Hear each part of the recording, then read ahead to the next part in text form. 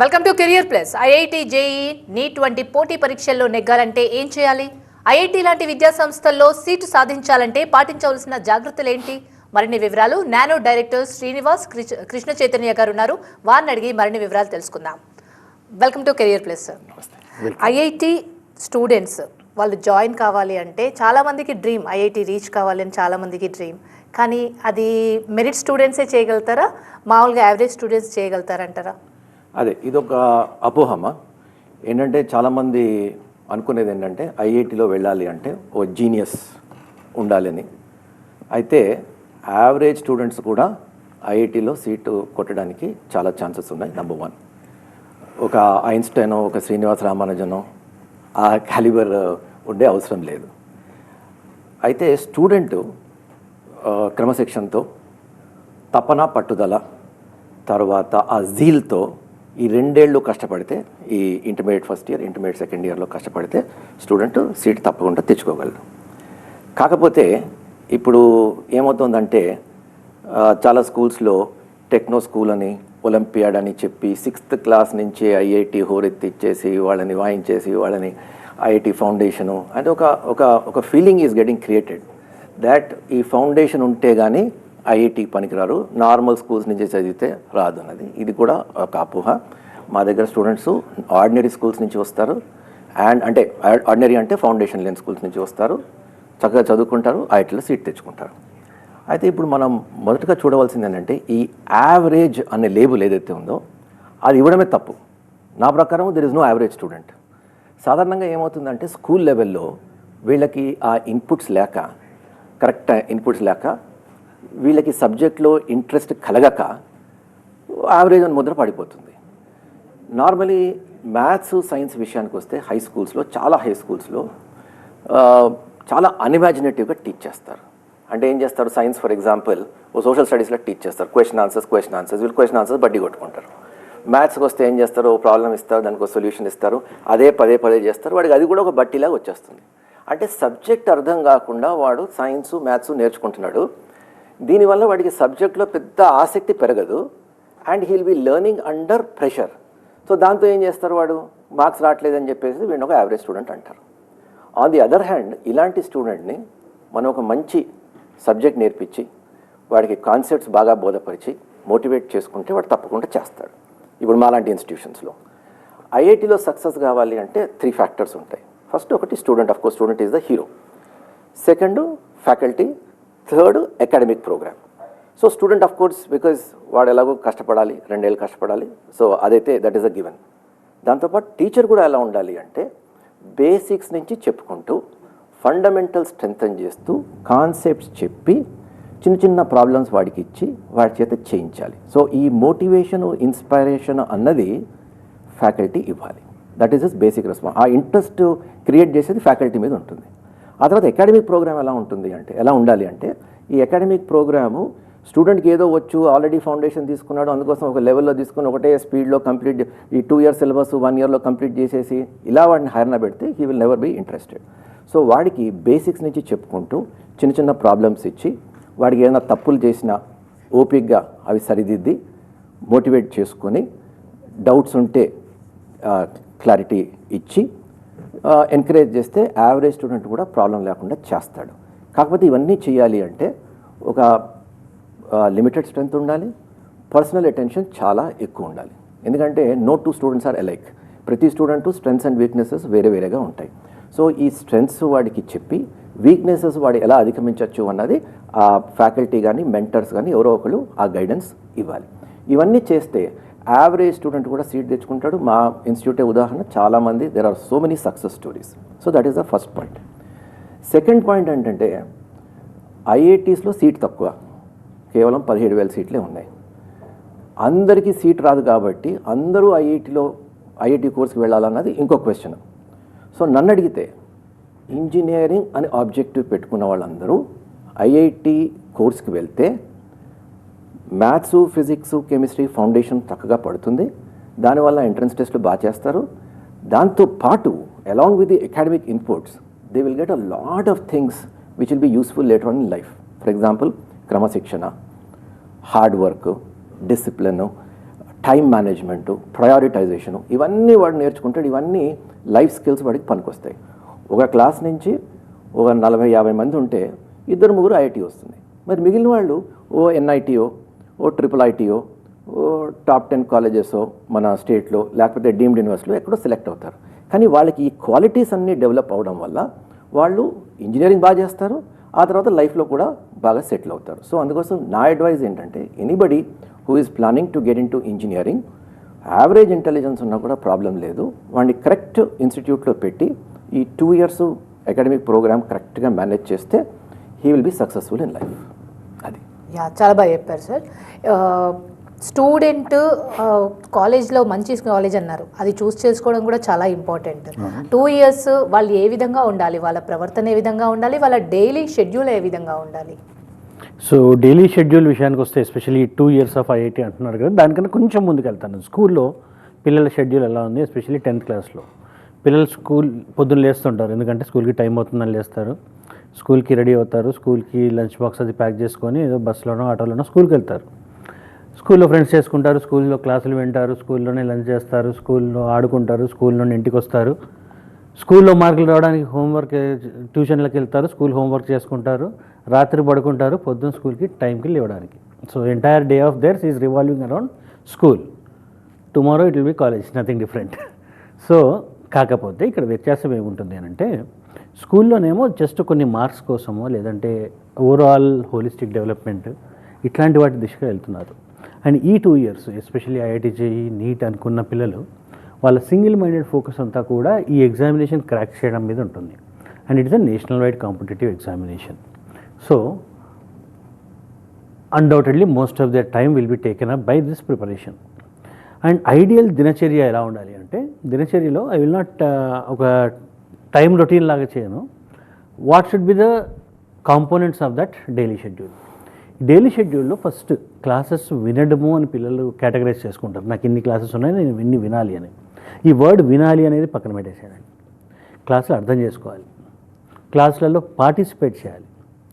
So ఎప్పుడైతే I have to participate in these classes అనుకుంటారో ఆటోమేటికల్గా there absorption levels పెరిగిపోతాయి. అంటే చిన్న పదమే కదా, ఏది సినానిమ్, ఆ పదం వాడితే ఈ పదం వాడితే చాలా తేడా వస్తుందంటే లేదు. ఒక పదం మారినప్పుడు ఒక మొత్తం బాడీలోనే చేంజెస్ వస్తాయి, సైకోసోమాటిక్ చేంజెస్ అన్నీ వస్తాయి.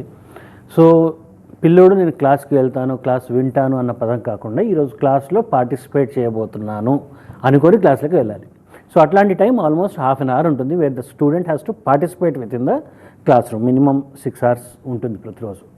దీని తర్వాత ఇప్పుడు క్లాస్లో విన్నవన్నీ కూడా మళ్ళీ ఒకసారి నెమరు వేసుకొని రివైజ్ చేసుకొని దానికి ఇచ్చిన అసైన్మెంట్స్ ఇవన్నీ ప్రాక్టీస్ చేసుకోవడం అనేది నెక్స్ట్ పార్ట్ ఉంటుంది. సో దీన్ని ప్రాక్టీస్ ఆర్ అనకుండా అనాలిసిస్ ఆర్ అనుకోవాలి. అనాలిసిస్ అంటే ప్రాక్టీస్లో మనం విన్న విషయాలన్నీ కూడా, మనం అర్థం చేసుకున్న విషయాలన్నీ కూడా మనకి కొంతవరకు ఏమవుతుందంటే, చాలామంది వినంగానే నాకు అది అర్థమైపోయింది అనుకుంటారు. Especially with science that will not be true. It's not like A fictional story wear నీకు ఒకటి అనిపించింది, అది కనిపించింది, అది నిజం కాదు. దాన్ని అర్థం చేసుకోవాలంటే దాన్ని అప్లై చేసి చూడాలి ఫస్ట్. అప్లై చేసిన తర్వాత వచ్చే రిజల్ట్ ప్రకారం అది మనకు కరెక్ట్ రిజల్ట్ ఇస్తుంది అంటే మనకు బాగా అర్థమైనట్టు, రిజల్ట్లో ఏదైనా వేరియేషన్ వస్తుందంటే ఇంకేదో అర్థంలో లోపం ఉన్నట్టు. సో ఈ అనాలిసిస్ అవర్ అనుకోవాలి. ఈ ప్రాక్టీస్లో ఎప్పుడైతే మనం నేర్చుకున్న విషయాన్ని ఆ ప్రాక్టీస్ పేపర్ మీద పెడతామో అక్కడ ఆన్సర్లు తప్పులు వస్తున్నప్పుడు ఏదో దాన్ని కండోన్ చేసుకోకుండా, అక్కడ వాళ్ళు ఇచ్చిన సొల్యూషన్లు బట్టి పెట్టకుండా నా అండర్స్టాండింగ్లో ఎటువంటి లోపం అయింది, why I made a mistake అనేది అనాలిసిస్ చేసుకోవాలి. That analysis is most important. So దానికి నానోలో ఏంటంటే డైలీ ప్రాక్టీస్ పేపర్స్ ఇస్తాం. సో క్లాస్లో ఇందాక శ్రీనివాస్ గారు చెప్పినట్టు అద్భుతమైన లెక్చరర్ అర్థమయ్యేటట్టు పాఠం చెప్పిన పిల్లల్ని అక్కడనే పార్టిసిపేట్ చేయమని ఎంకరేజ్ చేస్తాం. క్లాస్లో ఇంటరాక్టివ్గా ఉండమని ఎంకరేజ్ చేస్తాం. దాంతోపాటుగా ప్రాక్టీస్ ఇస్తాం. Practice contributes to this analysis thing. దీంతో పాటుగా కావాల్సింది ఏంటంటే రివిజన్ అండ్ ఎగ్జామినేషన్. ఈ 2 కాంపోనెంట్స్ కూడా, అంటే ఒక వీక్లీ షెడ్యూల్లో తీసుకున్నప్పుడు ఆర్ ఇయర్లీ మంత్లీ షెడ్యూల్స్ తీసుకున్నప్పుడు ఈ కాంపోనెంట్స్ కూడా వస్తుంటాయి మనకి. సో ఇనీషియల్ దినచర్యలో కేవలం ప్రాక్టీస్ అండర్స్టాండింగే మాత్రమే ఉంటే towards the end revision, examination అనేవి చాలా వాటి ప్రాముఖ్యత ఎక్కువ పెరుగుతుంది. అండ్ వీక్లీ షెడ్యూల్స్ తీసుకొస్తే వాళ్ళ వీకెండ్ ఎగ్జామినేషన్స్ ఇవన్నీ కూడా ఉంటాయి. వీటితో పాటుగా పిల్లలు కొంత time they have to spend, that should be your me time.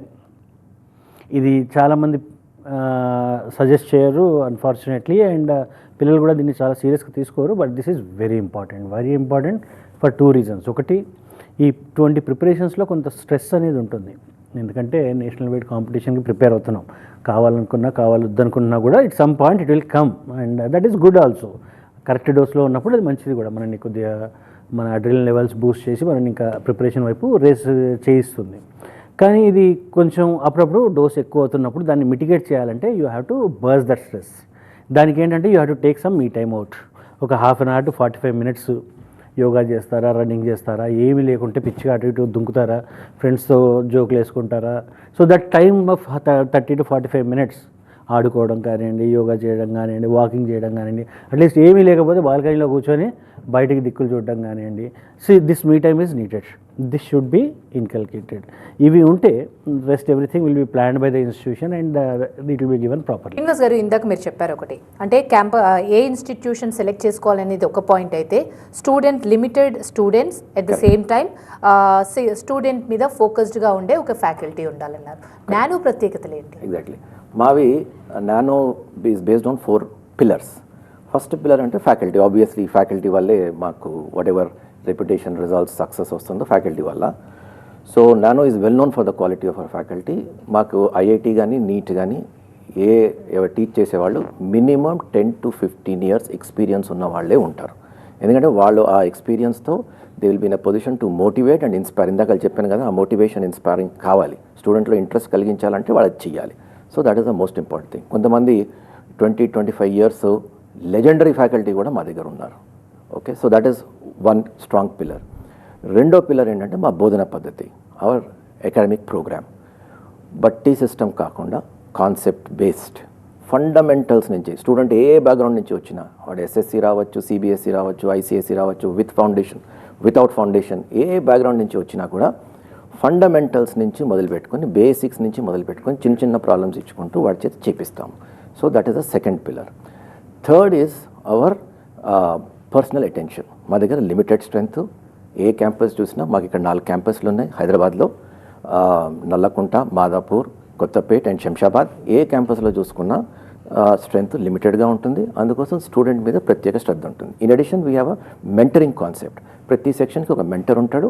ఆ మెంటర్ సబ్జెక్ట్ ఫ్యాకల్టీతో పాటు స్టూడెంట్ బాగోగులు చూసుకొని constantly he will keep advising what he's to be done. And then finally మా క్లాస్ రూమ్ ఇన్ఫ్రాస్ట్రక్చర్. మా క్లాస్ రూమ్ ఇన్ఫ్రాస్ట్రక్చర్ అసలు ఏ కాలేజీలో ఉండదని చెప్పాలి. ఎందుకంటే మా దగ్గర ప్రతి క్లాస్ రూమ్లోనే ఒక డిజిటల్ బోర్డు ఉంటుంది. డిజిటల్ బోర్డు వల్ల చాలా అడ్వాంటేజెస్ ఉంటాయి. స్టూడెంట్కి చాలా ఈజీగా సైన్స్ ఎక్స్ప్లెయిన్ చేయడం అంటే చాలా ఈజీగా ఉంటుంది. అదేవిధంగా ప్రతి క్లాస్లోనే ఒక ఎలివేటెడ్ సీటింగ్ ఉంటుంది, గ్యాలరీ కైండ్ ఆఫ్ సీటింగ్. చిన్న క్లాస్ రూమ్ అందులోనే ఎలివేటెడ్ సీటింగ్ ఉంటుంది. సో దట్ ఈవెన్ లాస్ట్ రోలో కూర్చున్నా కూడా student he will be in a position to watch what's happening, and faculty కూడా అందరితో ఐ కాంటాక్ట్ ఉంటుంది. So these are the basic 4 pillars on which the academic programme rest at Nano. Right. Krishna Chaitanya garu, ఈ మధ్యకాలంలో చాలామంది పిల్లలు ఇంకా 10th అయిపోగానే ఇంటర్మీడియట్కి హాస్టల్స్కి వెళ్ళిపోతున్నారు. అపార్ట్మెంట్స్ అంటే అవి చిన్నగా ఉన్నా అందులో అడ్జస్ట్ అవుతూ వాళ్ళు చదువుకుంటున్నారు. అలాంటి కండిషన్లో వాళ్ళకి చదువు మీద ఫోకస్ ఉంటుందంటారా? మీరు చెప్పిన దాంట్లో 2 విషయాలు ఉన్నాయండి. Focus, adjust. సో ఫోకస్ ఉంటుందంటే అడ్జస్ట్ అయ్యి ఫోకస్ చేస్తున్నారు. ఎందుకంటే ఈ గోల్ అనేది ఏదైతే ఉందో that will drive them over all other obstacles. Unfortunate అది. కాకపోతే తప్పక మా హాస్టల్ బిల్డింగ్స్ కూడా కొన్ని అలానే ఉంటాయి.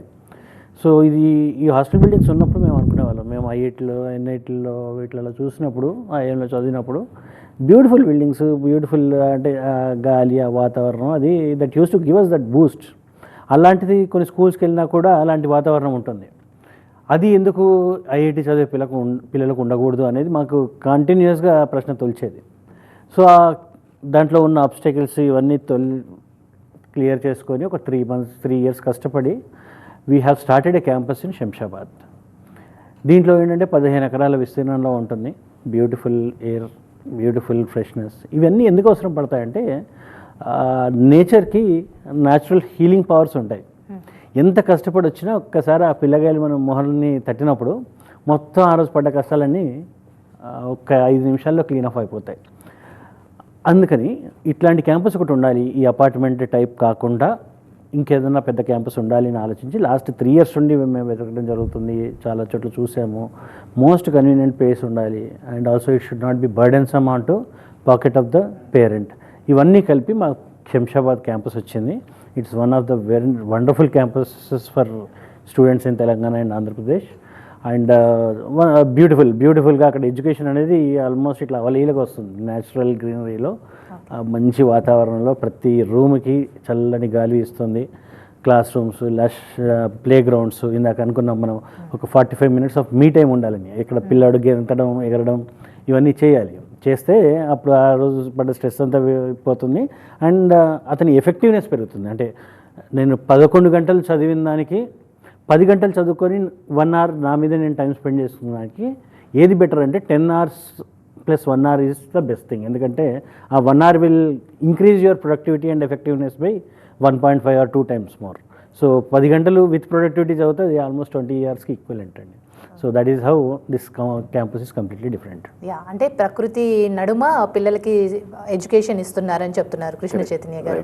ఆ క్యాంపస్ ప్రత్యేకతలు ఏంటి శ్రీనివాస్? యాక్చువల్లీ ఈ కొంచెం బ్యాక్గ్రౌండ్కి వెళ్తే ఈ కరోనా టైం తర్వాత మేము స్టూడెంట్స్లో చాలా బిహేవియరల్ చేంజెస్ చూసాము. అంటే లెర్నింగ్ ఎబిలిటీస్ తగ్గాయి, దాంతోపాటు కొంచెం రిబెలియస్నెస్, ఈ గ్యాడ్జెట్స్కి ఎడిక్షను, ఆ తర్వాత పెద్దల పట్ల గౌరవం తగ్గడము, అటెన్షన్ స్పాన్ తగ్గడము, ఫోకస్ తగ్గడము, ఇలాంటివన్నీ జరుగుతున్నాయి. ఇన్ఫ్యాక్ట్ చాలామంది ఆ తర్వాత కరోనా తర్వాత మా రెసిడెన్షియల్ క్యాంపసెస్లో స్ట్రెంత్ బాగా పెరిగింది. ఎందుకంటే పేరెంట్స్ అందరూ మేము హ్యాండిల్ చేయలేం, మీరు హ్యాండిల్ చేయండి అని మా దగ్గర పంపించేస్తున్నారు. అయితే మేము అబ్జర్వ్ ఇప్పుడు కరోనా వరకు మేము చేసేవాళ్ళం అంటే మా focus was on academic programme.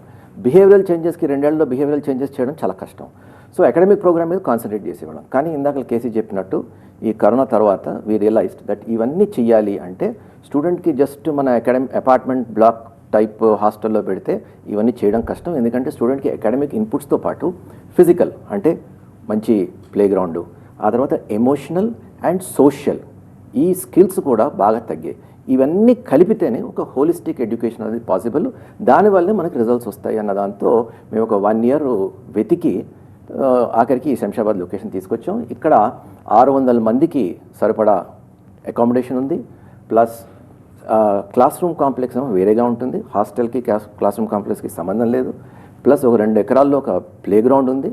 So that రోజు 1 గంట యోగా కానీ ఫిజికల్ ఎక్సర్సైజ్ కానీ స్టూడెంట్ చేయవచ్చు.